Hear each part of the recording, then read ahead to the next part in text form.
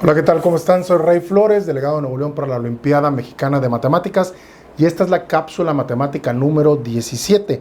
En esta cápsula voy a empezar a hablarles sobre los números enteros.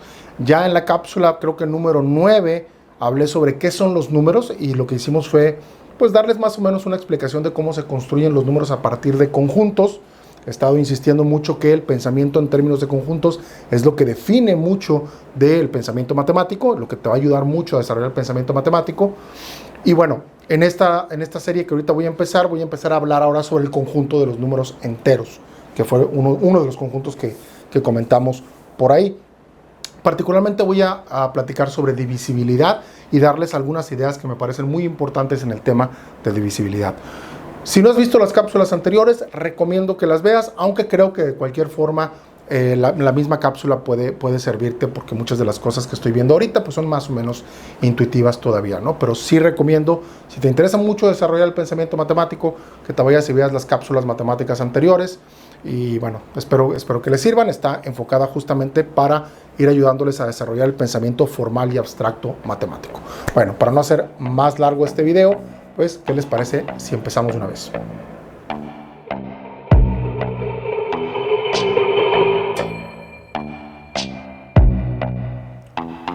Ok, ya en la cápsula matemática número 9 les hablé de cómo construir los números enteros a partir de los conjuntos. Entonces, ahora ya tenemos a los números enteros, que son los que tú conoces. Seguramente los viste en la escuela, al menos en la secundaria. Tal vez los viste representados con una recta numérica. En otro momento tal vez hablaré de eso. Por el momento solamente vamos a pensar en los números enteros y vamos a estudiarlos.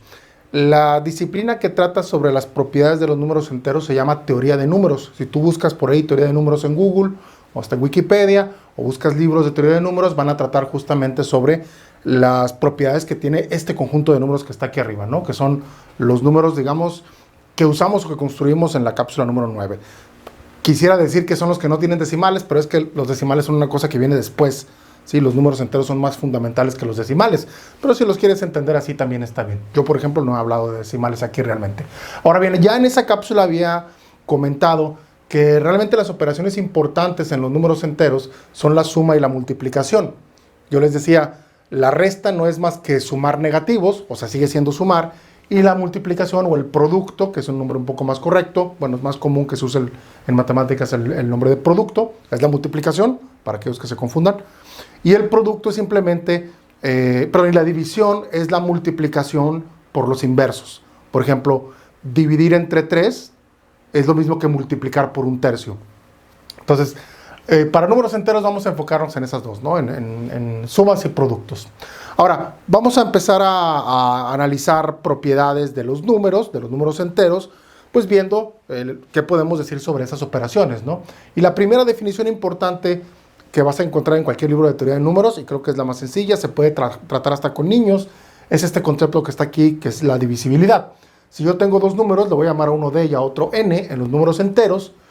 Si yo sé que existe un Q, otro número, o puede ser el mismo, no importa, entero, tal que N es igual a D por Q, es decir, yo puedo encontrar un Q que multiplicado por D me dé N.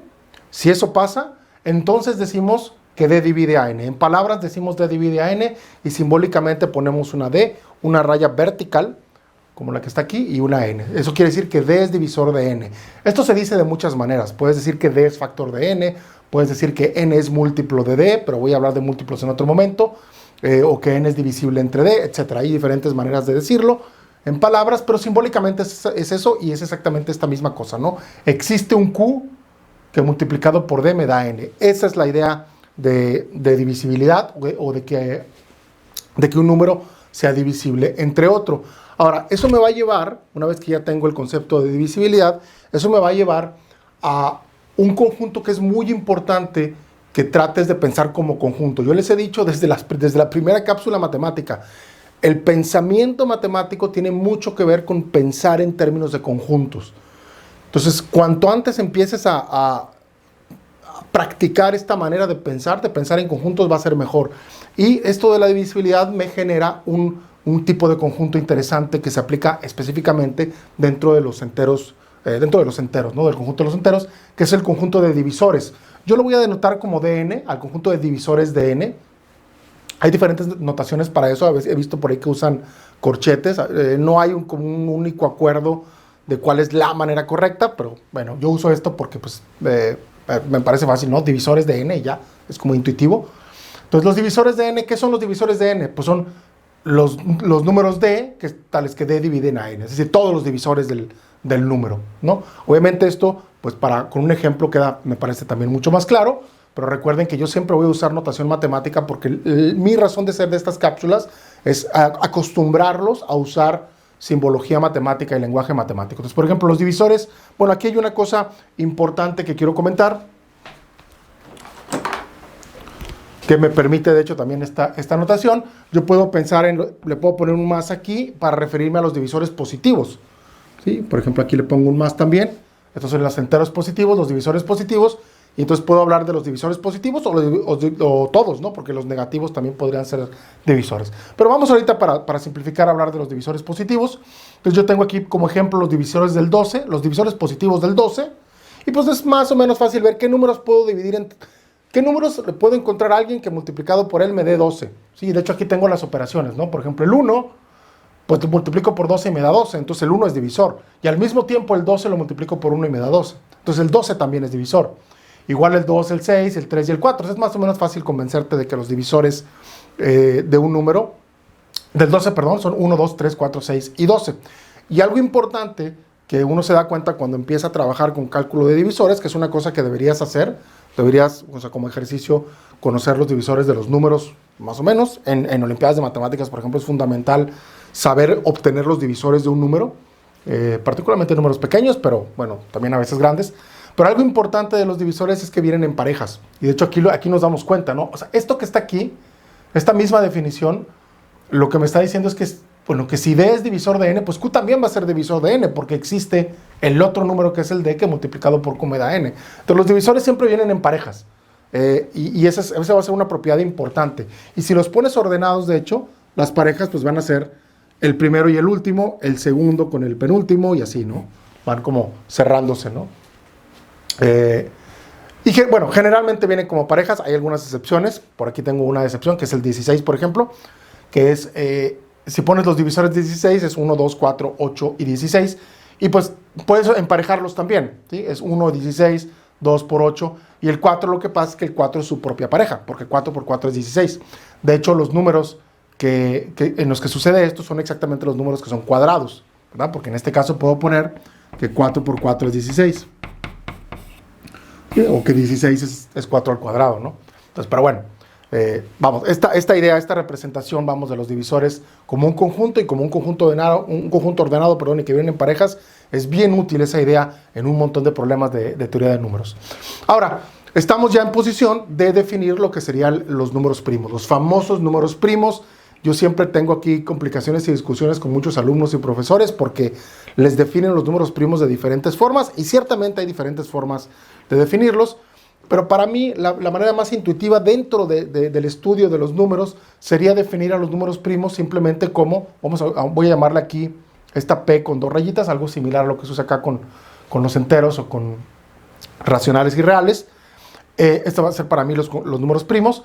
Un P está en el conjunto de números primos, sí, solo si la cardinalidad de este conjunto es 2, ¿sí? Es decir, la cantidad de divisores positivos es 2. Que dicho de otra manera, solamente es divisible entre 1 y sí mismo, pero tienen que ser diferentes, ¿sí? O sea, el 1, por ejemplo, no entra en esta categoría. El 1 es un número especial. Entonces, un número es primo si tiene 2 divisores exactamente positivos, 2 divisores positivos. ¿Se acuerdan que esto es... Este gatito es la cardinalidad del conjunto, o sea, cuántos elementos tiene el conjunto. Lo que quiere decir aquí es que los divisores positivos tienen 2 elementos. Y es muy fácil, ¿no? Porque si P es cualquier número, de hecho, pues se puede expresar como 1 por P, y entonces al menos el 1 y la P pues son divisores. O sea, siempre va a haber al menos 2 divisores, siempre y cuando no estés en el 1, ¿no? Porque el 1 nada más tiene un divisor. Pero como les digo, el 1 es un número aparte. Entonces, quitando el 1, digámoslo así. Ahora, una vez que tengo los números primos, esta es una manera perfecta de definir lo que son los números primos. También aprovecho para mencionarles, debes de conocer todos los números primos, al menos del 1 al 100 o algo así. Y hay que saber calcularlos, hay que saber cuándo son los números primos. Los números primos, de hecho, son los bloques fundamentales de todo el resto de todo el resto de los números enteros. En teoría de números es fundamental el entendimiento de los números primos y sirven, digamos, para construir todos los demás. De hecho, los números que no son primos, y que tampoco es uno, ni menos uno, se llaman números compuestos, ¿sí? Y se llaman compuestos porque son compuestos de primos, exactamente. O sea, te puedes imaginar al resto de los números como si estuvieran compuestos por productos de números primos. Por ejemplo, el 12 lo puedo pensar como 2 por 2 por 3. 2 por 2, 4, por 3 es 12. Y en cualquier orden que hagas la multiplicación, de hecho, te va a dar 12. Entonces, puedes pensar el 12 como si estuviera formado por un 2 y un 3. O sea, dos copias de un 2 y una copia de un 3. En algunos libros para niños que tengo, por ejemplo, yo he recomendado muchas veces este libro de círculos matemáticos, que es el que usamos para Olimpiadas de Matemáticas. Ahí, por ejemplo, describen esta idea de los números de los números compuestos como compuestos por primos, y hacen por ejemplo, esta torrecita, ¿no? Que es pensar en esto que se vea, pensar en el número como, en un número compuesto como si estuviera, vamos a reenfocar acá, en el número compuesto como si estuviera compuesto por bloques, ¿sí? Como si los primos fueran los bloques, ¿no? El 16 sería 4 bloques 2, 2 por 2 por 2 por 2 es 16, ¿sí? Entonces los 4 doces me van a servir para formar el 16 y así cualquiera, ¿no? Aquí tenemos, por ejemplo, si junto el 2, el 5, el 3 y el 7, que son los primeros 4 primos, los juntos me van a dar 2100, ¿no? Por ejemplo. Entonces, perdón, 210, no 2100, 210. Ok, pero voy a hablar de los números primos más adelante. Ahorita solamente quería platicar sobre el concepto de divisibilidad y empezar a tocar algunas de las cosas así. Ok, bueno, con esto voy a cerrar esta cápsula. Espero que hayan aprendido algo y bueno, si tienen alguna pregunta o comentario, pónganlo por favor por aquí en la caja de comentarios en YouTube. Recuerden, las cápsulas matemáticas, he estado lento en los últimos meses, pero mi idea es ir constructivamente, tratar de que cada cápsula no requiera conocimientos que no haya yo mencionado en cápsulas anteriores. Y estoy tratando de ir de manera constructiva. No porque esta secuencia que yo esté siguiendo sea la mejor secuencia, simplemente es una secuencia. Y la que a mí me parece, bueno, yo trato de ir llegando a las ideas que me parecen más importantes. Como les había dicho, tengo 2 objetivos en mente, para los que están interesados en Olimpiadas de Matemáticas y para los que están interesados en estudiar carreras de matemáticas. ¿Ok? Entonces, bueno, muchas gracias por ver el video hasta acá. Suscríbanse por ahí al canal si no están suscritos. Gracias por compartir. Y no me queda más que decir lo que siempre digo, la matemática trata de una cosa y es pensar correctamente. Vámonos ya.